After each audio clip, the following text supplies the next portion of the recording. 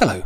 In this episode of the Airs for Architecture podcast, I spoke with Associate Professor of Urban Planning at Hunter College, Stefan Al, and Professor at New York Institute of Technology, Tom Verebes, about their recent co-edited book, The Urbanism Reader, Design, Technology, Culture and the Future of Cities, published by Bloomsbury this year. Orientated towards design in the contemporary city, The Urbanism Reader gathers together key texts that explore urban theory, planning and development pertinent to the city as we find it now, a messy, networked and highly technological state which inflects, if not forms, the modern citizen and their social world. Building off the greats, Venturi and Scott Brown, Tschumi, Frampton, Kwinter, Eisenman, Koolhaas and Maas, but also introducing new voices and accents including Anne Whiston Spirn, Anaya Roy, Hood and Andrea Moneta, among many others. The book presents a wonderful overview of key themes like virtuality, informality, equity, ecology, density, connectivity, even what one might be tempted to call computationality. Airs for Architecture, a podcast about architecture, buildings, urban culture and space. Hello and welcome to another episode of Airs for Architecture. I'm talking today to Stefan Al and Tom Verebes. I'm very grateful to have you here on two different time zones. And we're going to be talking about your recently published The Urbanism Reader, Design, Technology, Culture and the Future of Cities, which you edited together. And thank you for the book. It's beautiful and very, very interesting and enticing. But before we get to that, would you be so kind as to introduce yourself? Maybe we start with you, Tom, as you were on the call first. Sure. It's great to be here. Thank you very much for inviting us. My name's Tom Verebes. I'm an architect and urbanist in terms of a claim of disciplines. I'm a tenured professor at NYIT. I've held administrative roles previously, a couple of times as associate dean, provost of a new design academy in China. And my interests are very much in, computational urbanism and architecture. I've worked on, this research agenda in research projects and professional practice with my practice Ocean CN and Ocean UK before that, and also in pedagogy. That is very brief, much shorter than your CV, I imagine. And I'd love to come back to this idea of computational urbanism. But Stefan, maybe we'll get to that after you. Well, first of all, thank you for the invitation. It's great to meet you here and talk about the book. I'm Stefan Al. I'm an architect, urban designer, and the director of the urban planning program at Hunter College in the city of New York. My experience is really very large-scale architecture projects that often include a kind of an urbanism component. And then on top of that, I published several books focused on kind of urban issues mostly. So excited to be here. Fantastic. And you're both very urban people. You've lived in big cities all your life. And so I guess that's where the interest springs from, in part. How does an architect end up designing urban things? I know it sounds like a rather daft question, but I think certainly where I teach and the experience of teaching in the UK, we tend to be more concerned about the object building, hyphenated perhaps, and don't spend particularly large amounts of time thinking about cities. So how do you level up? How do you scale up to thinking about cities and urban design?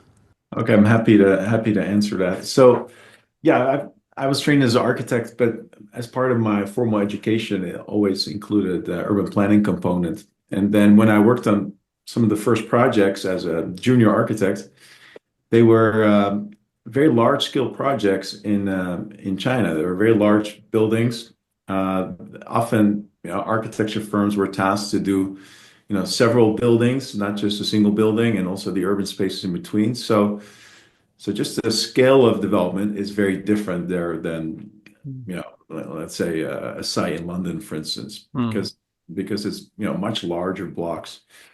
And that really triggered my interest in urbanism to begin with. As you already alluded to, the fact that we both lived in different places, different cities, that makes you a little bit aware of, how certain places succeed more in terms of urbanism and urban design than others. And for me, that was certainly the case. I was fortunate to live in Barcelona for a while. I'm originally from the Netherlands. I also went to school in London, but I was working in Barcelona for a while, and I was so amazed by the urbanism and the urban design of that city. And what struck me was that it was mostly done by several architects and urban designers with really small scale interventions that made a really huge impact. So they were just on the scale of the plaza, for instance, or of the street.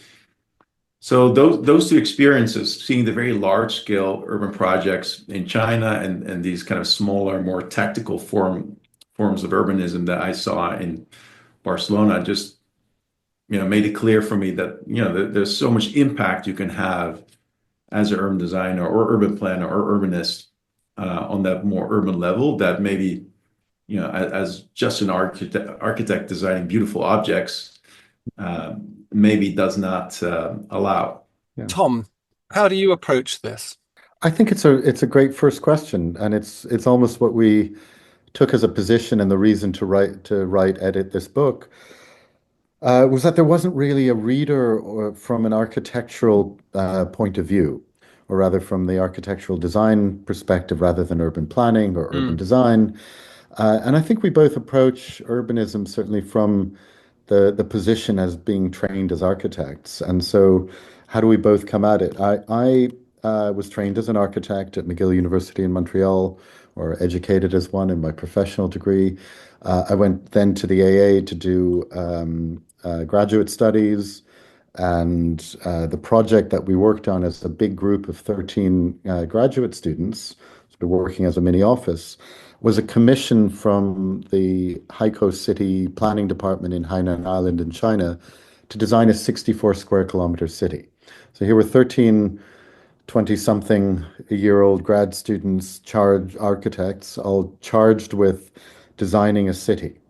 And it very much fast-tracked some learning, not in a conventional sense of this is the discipline of urban design and these are the tools and techniques and methods and the history of the discipline, but rather really from an architectural perspective. And then I started teaching at the AA in the Design Research Lab, which we were accredited as a master's in architecture and urbanism.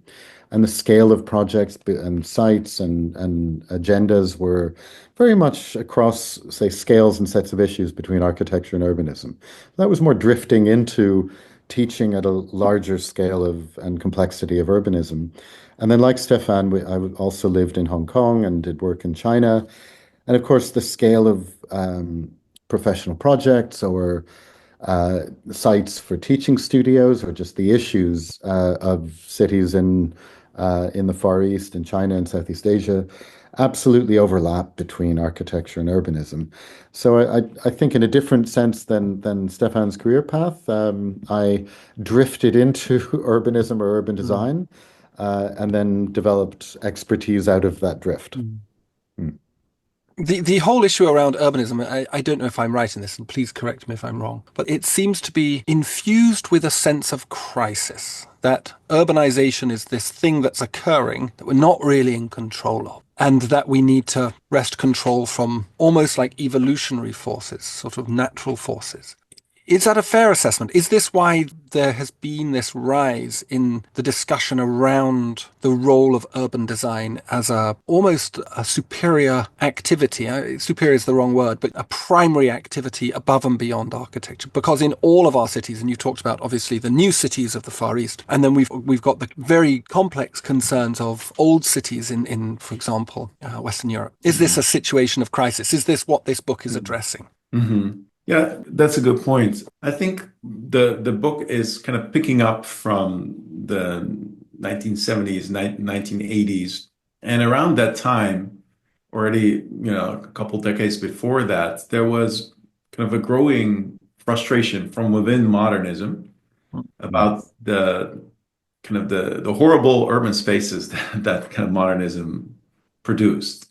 These towers in the park that were kind of devoid of sociability, these really vast monumental spaces that didn't really have a lot of appeal to them. At the same time, streets that used to be places for social gathering just became traffic machines, as Le Corbusier actually declared.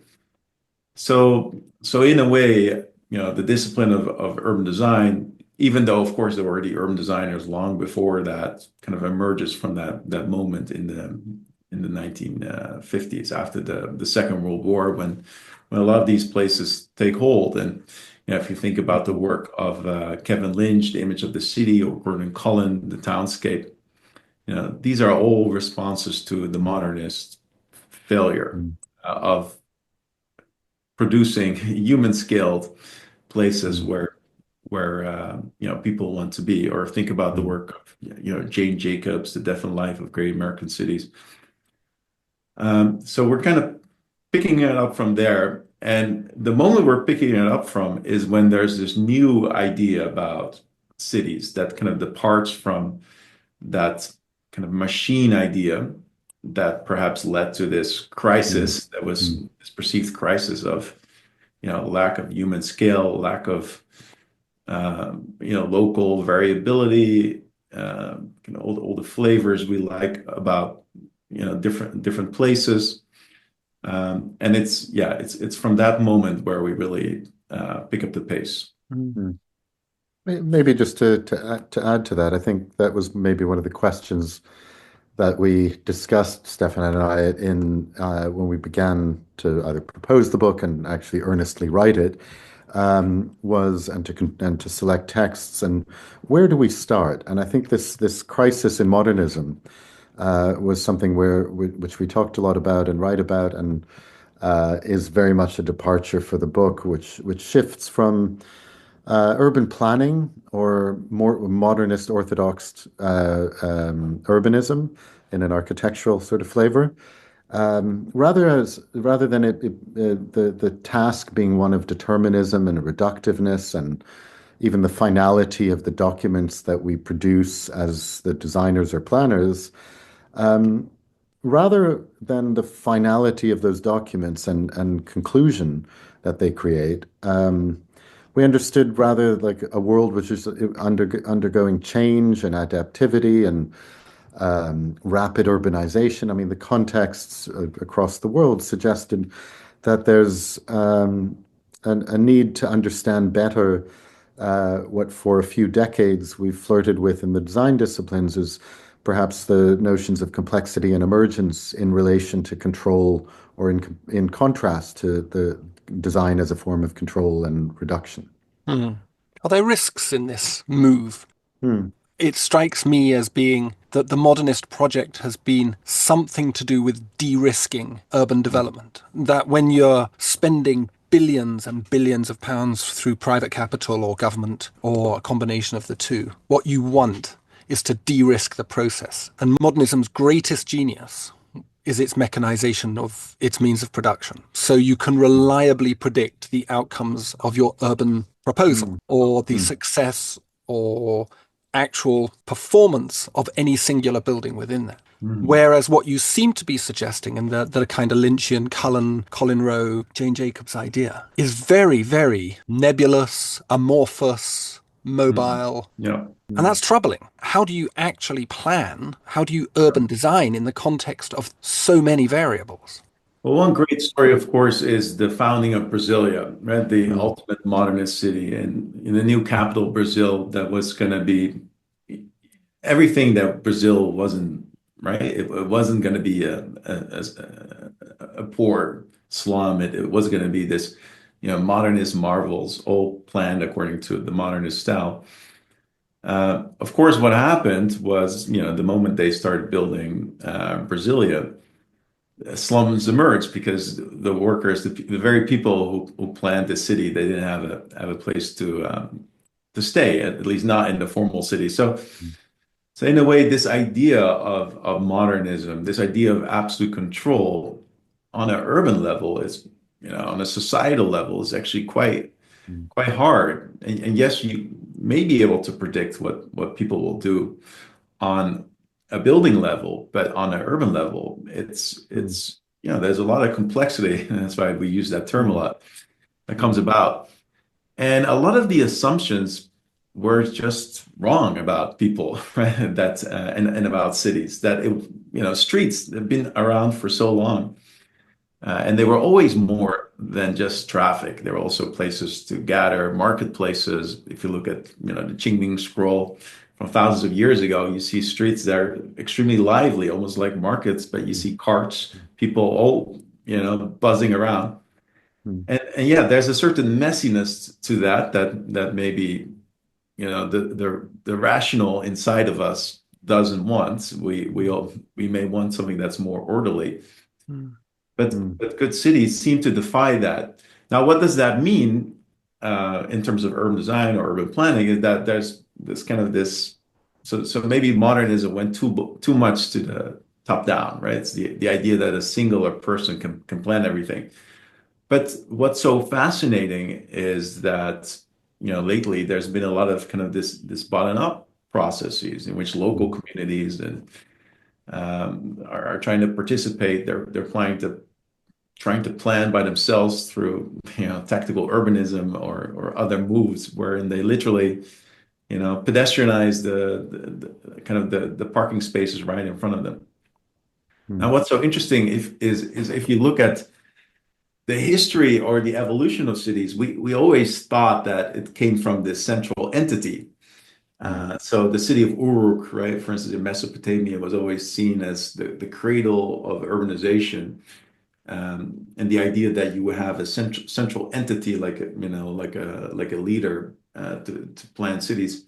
It turns out that a lot of archaeologists are quite excited about that already 1,000 years before you had these kind of proto cities. Maybe you can't really give them the label of cities, but there was no sign of power. There was no monumental buildings like palaces or churches. These were cities that emerged from the bottom up. So this kind of this messiness may stem from the fact that urbanism to a large degree stems from the perhaps uncoordinated actions of all its agents and people that constitute a city, and certainly the origin of cities now points to that conclusion. Yeah. Just to pick up on some of these ideas, I think there's more risk associated in at least for me in the modernist urbanist project of doing the same thing everywhere across planet Earth, in all regions, in all cities, in all countries, in a way that the spatial homogeneity of the urban project was a failure in terms of understanding the specificities of cultures and topographies and modes of production, etc. And that's well documented, maybe from the 1980s and Kenneth Frampton and many others, in terms of an argument about regionalism. But you mentioned the kind of messiness of cities, and I think that the most interesting cities are ones that have the imprint of their evolution. And in fact, they're messy because they're kind of evolving structures. And their coherence comes from the evidence of that evolution. So in some senses, I think that the risk is more to trust planning to the extent that we do today. And we think we can plan, we still think we can plan a city from scratch and it will be complete. When in fact, the most, as you say, the messy cities are perhaps truly the most compelling, because they capture the heterogeneity and the diversity that makes one city different from another. And I think that fact that modernism was a very universalizing project means that, well, what we tried to chart in this book was the various trajectories intellectually and methodologically that aimed for an alternative to modernist urbanism as the cleaning or sanitization of cities, but also their finality. In this new old world of complexity, how do we ensure equity? How does urban design support equitable outcomes? And this is to jump, obviously, to chapter 6 in the book, where you talk about equity, health, equity, and livable cities. And it seems to me that another valuable quality of the modernist city is that it's predicated on an idea of universal rights, the right to certain forms of cleanliness, sanitation, certain commodities and services, but also spatial characteristics, certain spatial justices. Whereas in the, shall we say, indigenous city, the informal city, the historic city, these things are not so easily procured. I mean, spatially, they make, for example, policing much more difficult. And so you can get discrepant behavior, which often looks like gangsterism, and gangsterism often looks like tyranny. So how do you design in this new hybrid and rhizomatic urbanism? How do you design in equity? I think that's a tremendously important question. On the one hand, I'd love to think that all cities are democratic spaces, but they're not, either because the cities aren't or because the regimes that control them aren't. But I think it's a powerful idea that cities are sort of engines of democracy. And I think the history of urbanism as a kind of project of amelioration, not so much about a utopia, but rather about betterment of cities, dealt with, the 19th century social ills of the city. I mean, this is in some ways looking at the history of modernist urbanism, or of the looking at the ways that cities were upgraded. Design, I think, can either reinforce, injustice of some kinds, but it can also help to move beyond it. I don't know if design is ultimately the only agent. It's also policy, particular political processes, community participation or co-design, and the ways in which, design activism. I think that chapter, that you refer to, chapter 6, begins to look at the tools of activism of urbanists to be able to shift power structures, and questioning, in effect, what is expertise and who are the designers of communities.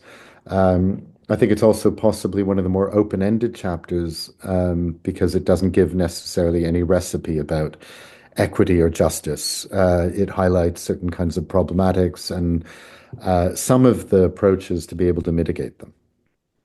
Thanks, Tom. That's a really good answer. Stefan, did you have anything to add to that?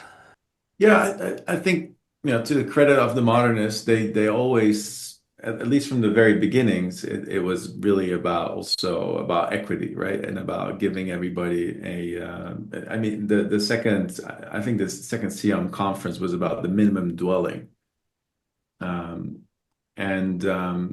there were these good intentions, but at the same time, it was kind of the modular man, the Corbusian man, that was seen as the universal, right? And you could argue that extends from the temperatures in office buildings, which were set to match the metabolic rate of a middle-aged man wearing a suit, to even designing these compact Frankfurter kitchen by Ernst May and his team, that were really about automation, and creating these very efficient workspaces. But they didn't question who was going to be standing in this kitchen, right? So in a way, they still perpetuated a lot of these ideals. So that complicates their kind of legacy a little bit. But for sure, when you're dealing with urban informality and all these mega cities as they're emerging, the issue of equity really is important. I think what's interesting from an urban design perspective is that for so long, urban designers, kind of steeped in the modernist tradition, would always try to erase them, or pretend they're not there. And in a way, it is, a lot of nation states, they use the project of modernity, or very futuristic projects, in a way to justify their being, right? And if you have anything that doesn't fit that image, it becomes erased. Look at the Olympics in Rio, and how the city built these massive walls to hide the favelas and things like that. So So the fact that right now designers are acknowledging that, we have people like Alejandro Aravena winning a Pritzker Prize to build for these people and coming up with these more participatories or incremental type of projects. I think that is a major shift and something very different from the modern era at its peak. Yeah. The book also discusses this idea of the city reimagined as a sort of ecological system rather than I don't know what. Maybe you could sort of explain what that means, because it's one of these things that we say, and I've thrown the word in rhizome already, and people talk about things like mycelium and so on and so forth. But I'd kind of like to understand that a little bit better. What do we mean when we talk about the city as an ecological thing, system? Well, I can take a stab at trying to define, at least in the book, maybe the way we use the terms, the city as an ecosystem. I think it's the relationship of multiple systems understood as, if not lifelike, but at least having capacities for change and a degree of informality, scalability of systems, the potential of understanding the city through a kind of ecological paradigm that might have more indigenous properties or let's say even lessons to learn. But we write about, I think, in a couple of chapters about the metabolism of cities, which has been written about in some of the texts, of course, and that ecological urbanism, as it's understood, has many different takes and isn't particularly one kind of definition. There might be very high tech kind of green solutions, but there may also be very much bottom up, informal modes in which the city is understood as a set of dynamic systems.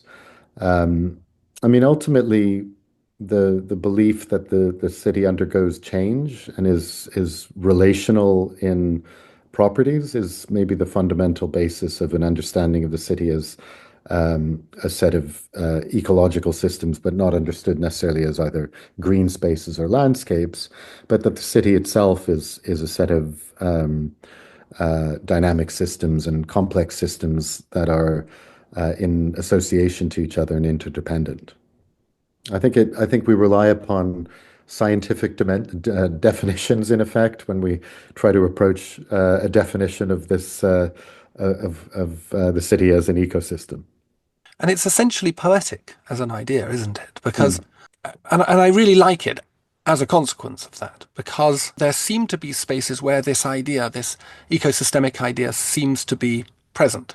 One can sort of feel it. One engages with networks of organizations and people and groups in spaces that are, as you say, emergent and mutable and dynamic. And then there's this other place. It's sort of like China Miéville's book, The City in the City. There's this other city, which is just commercial tower blocks. And there ain't nothing ecosystemic about these things. These are literally guinea pig hutches for heavily indebted precariat workers.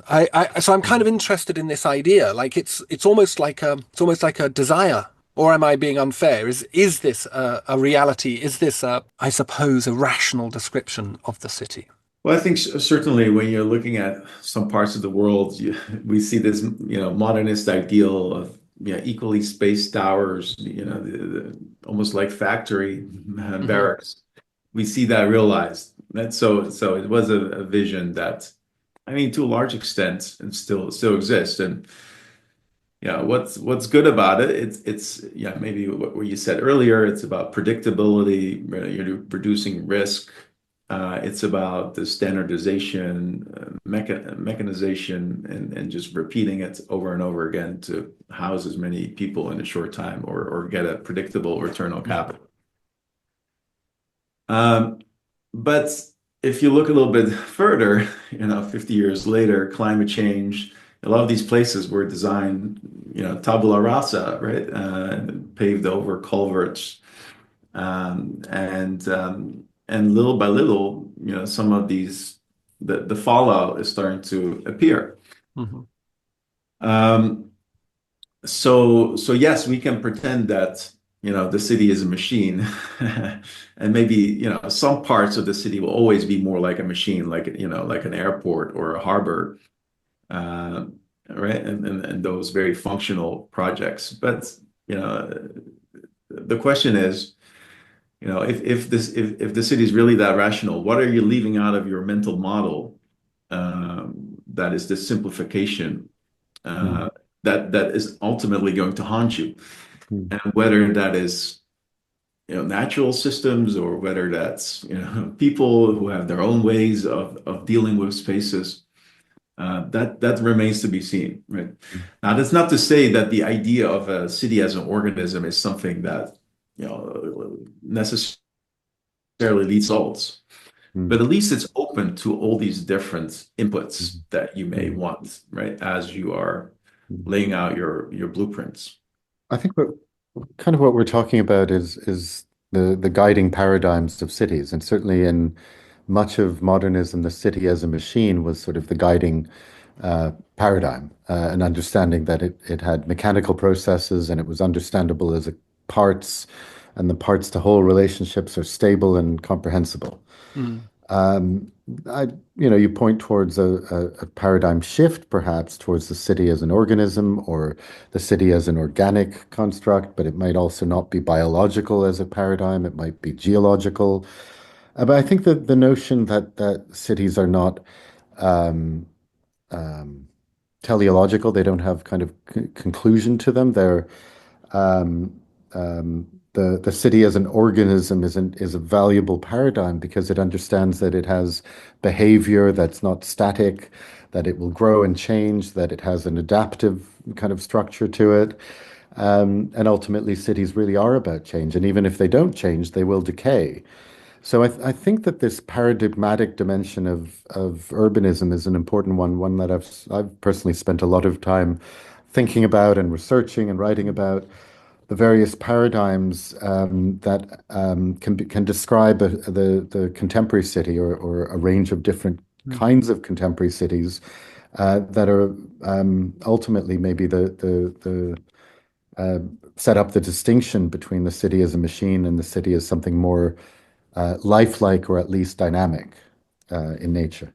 It is a lovely idea, this idea that how we imagine the city is how the city becomes in a way. Mm. So how we imagine it is how we relate to it, and therefore how we co-produce it. And so the idea of a organic city feeds into the collective imagination of what it is to be in a city or a citizen of a city. And so we start acting in relation to it. And I suppose, to come back to your training in architecture, that would seem to me to be what architecture does, the idea of the architectural design does, is it finds potent metaphors for space and deploys them in three-dimensional forms, Mhm. which I rather like. So in a way, what you seem to be suggesting to me, this idea of this new form of urbanism, is that we need to kind of reimagine. Principally, we need to reimagine and move away from this mechanistic idea, which I think is very hopeful.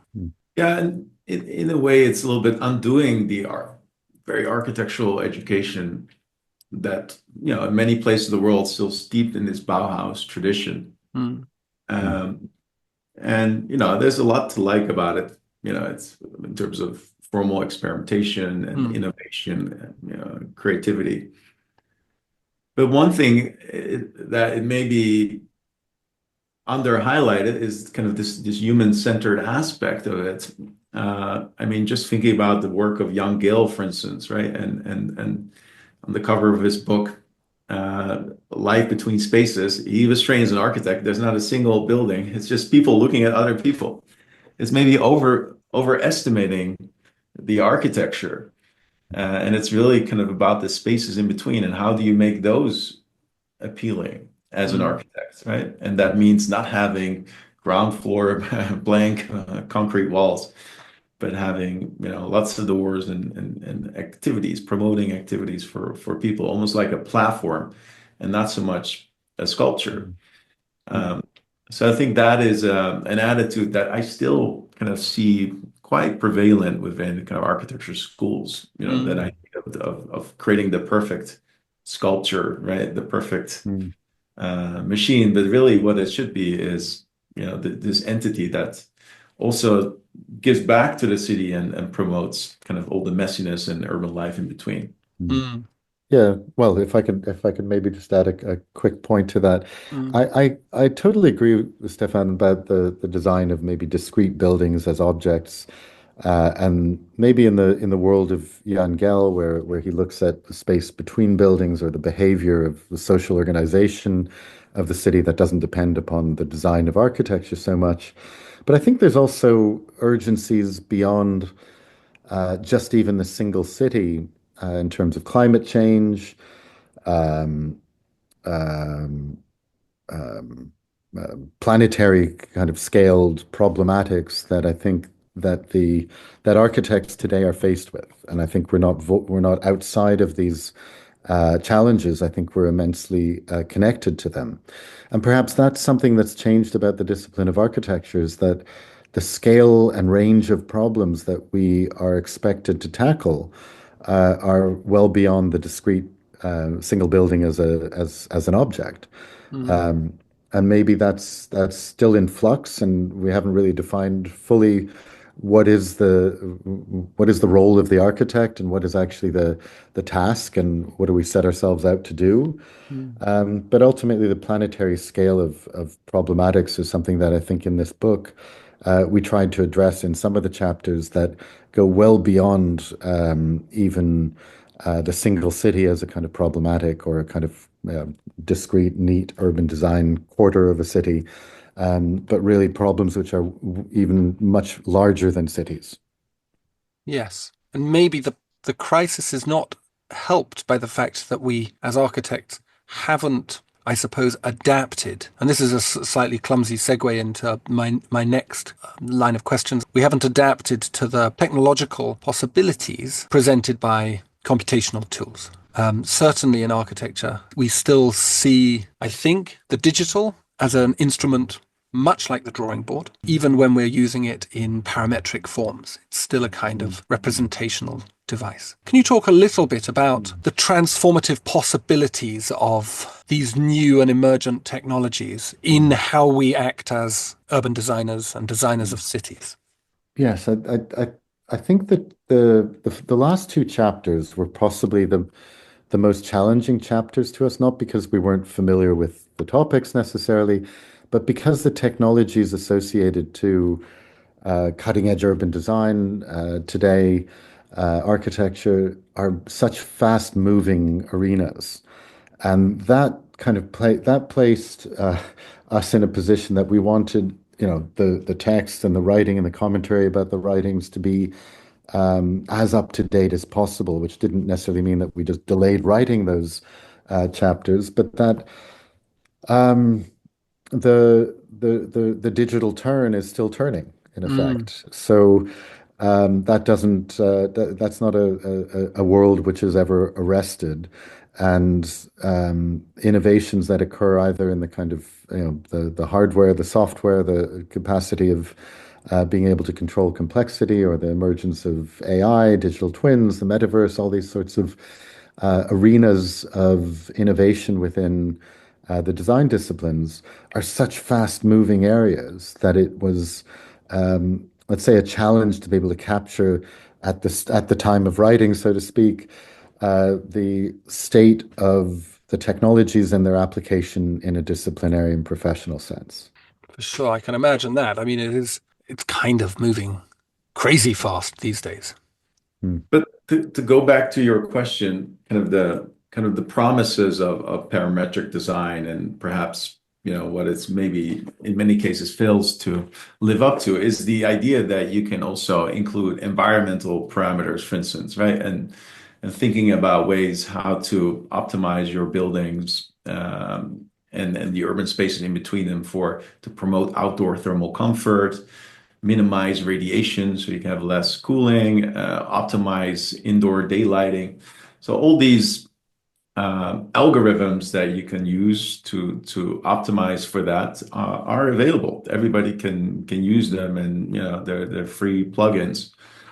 However, when we're looking in reality, in many cases, those those same scripts are used to just create these ultra formal types of projects, right? So it is a little bit of a missed opportunity. But I think as as this workflow is becoming easier and easier, and for sure with AI and other advances, it will be easier. I think that I'm actually quite hopeful that more and more architects and urban designers are going to adopt this, right? So 5 years ago, it was a pain to do CFD analyses, wind analyses, because it's all this agent-based modeling that can take hours and hours. But these days, you can use AI to predict this. You don't need to calculate every single bounce of an air particle. So that would make it a lot easier to look at, what is the wind impact of these buildings? What kind of outdoor urban conditions will it lead to? Will this become more desirable for people to spend time outside, knowing that it's the temperature's only going to get warmer and storms more intense. But if you know that, then you can change the urban form to kind of anticipate that, maybe promote more greenery to create these conditions that are more pleasant. So yeah, I'm hopeful that with technology making this more easy, it will become more prevalent. How does this sit then with this idea of self-organization? Because I'd say your book has this strongly pro-social kind of ethos about it. It's to me, seems to be articulating a very humanistic approach that transcends the humanism of modernism into a kind of late postmodern, post-postmodern idea. And yet we have this idea of a disembodied and alienating technology. So like AI is amazing, but if anything embodies the alienation of modernity, it's AI, in which the human person, the human subject, is more or less reduced to a data producing, sort of like a battery cell. Like we're kind of like I don't want to cite the Matrix, but I'm going to cite the Matrix. It's becoming a bit Matrixy, except that we're not asleep. But other than that, it kind of is. So, like, how do you do the pro-social? How do you do the self-organizing? How do you do the community thing? And at the same time, lean into these new technologies, which are in fact extremely expensive to use. So there is this kind of emerging separation between those folk who can afford to and understand how to use technology, and it's not cheap, and then people, normal people, mums who live on streets, dads who live on streets, grandmas, communities. How do we square that circle? That's a great question. And yeah, I mean, if I look at all the advances of AI and the corporations behind them, it is, concerning, right? And it does remind of the Matrix. So I share that fear. At the same time, when you're thinking about AR, right, augmented reality, for sure, AR could be co-opted by all these corporations as just another untapped canvas for them to project their advertising on, and now make it even more customizable to where we are and who we are. It's almost literally a Black Mirror episode, right? But on the other hand, if you, as a designer, architect, planner, if you co-opt these technologies, you could start really think about, visualize the potential changes in a city, right? You can have, people in your neighborhood join forces around kind of new changes that they can immediately see through AR technology. So it also has a potential for good. And I think every technology is probably like that, right? So yes, there's potential for trouble, but in this case, I remain optimistic that there's still ways for kind of the good to appear there. But yeah, it is complicated, and it remains to be seen what's going to happen. This is all happening as we speak, so it's under change. Yeah, I think it's a really complicated question to address and to answer, and I think in the book we answer that question in many different answers, and they maybe don't overlap to the extent that the ethical questions about technology are not necessarily negotiated with human values of valuing self-organization, bottom-up organization, or of justice, equity. And I think that, there's a way of looking at technology as very, very top-down and to do with big corporations, and it doesn't have to be expensive. But ultimately, I think that there's an approach to technology, or that lots of the technology that we refer to is very much about giving up control, and that's perhaps a basis of self-organization. Is this notion that we don't design as a form of control, but that we enlist the behaviors of agents that would use the space, the participants, as a participatory model. And ultimately, I think that the relationship between human values and experimentation with technology, I think, is the core problem that you point towards, which are not always negotiated happily. Often they're highly antagonistic, this idea of human values and the application of technology.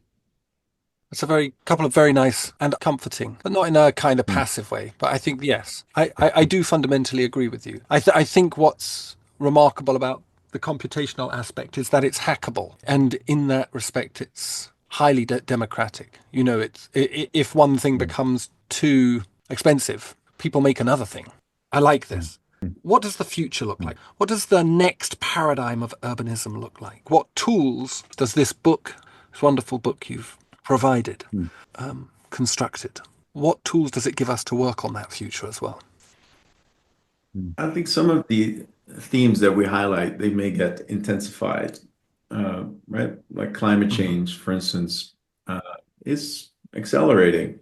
And that means we're going to have to design with resilience in mind. It's no longer kind of an extra, right? Something that you can do on top of your other design brief. It becomes part of the design in a way, right? How can we make outdoor spaces comfortable during the hottest period of the year? At the same time, there's this kind of hyper localization, this participatory element that with technologies is also going to become, like you said, through open source hacking, cheaper and more readily available. I mean, urban planning institutions are going to do the same. They will have to start thinking about using AI and or maybe creating what some people called, augmented zoning, right? And an AR zoning map in which you start regulating these kind of virtual realms of the city. So I think the future is happening in front of us, and some of these themes that we ending on in the book, I think, will just become more intense, and certainly AI, right, and how it will shape our profession is only becoming more intense every Yeah. day. Mm. Yeah, I would absolutely agree that we touch on in the reader some of what we might define as the future that is just sort of emerging now. Um, but perhaps that is to do with this kind of more planetary scaled notion of cities not as in isolation, but very much connected with global systems, with climate change, with resilience, justice, co-evolution. And I think that we just talked about maybe the difference between technology and humanism. I think there is a relationship between the need for a better understanding and better tools to do with climate and climate change and resilience, but also to do with justice and equity in cities. And perhaps the ways in which the toolbox of AI and simulation, systems thinking, ways of interacting in the city that is accepts the complexity of the city and its relationships between what we talked about earlier, perhaps as kind of the ecosystems of cities. Um, and I think the paradigmatic is generally very large brushstrokes, and I think it's important to think through well, what are the problems of that paradigm? And also, what are the tools of the paradigm that begin to address what those problems are? Well, there's a lot to talk about. There's a lot more in the book. Mm. It's brilliant. Thank you so much for taking the time to speak with me, because I think that's a perfect point to finish on. It was a pleasure. Thank you. Thank you very much, Ambrose. Yeah, it's great to talk to you. As Common said, we think our opponent is overseas, but we mess him with Mother Nature's ovaries. In a nutshell, that's it, isn't it? The modern city's description and resolution. Thanks, Lonnie. And thanks also Stefan and Tom for speaking with me. What a pair of OGs. Please see the podcast description to a little of their online presences, at work, on the socials and in practice. There also is a link to the book, which Bloomsbury kindly sent me as a PDF. See it, say it, have it. And thanks for listening.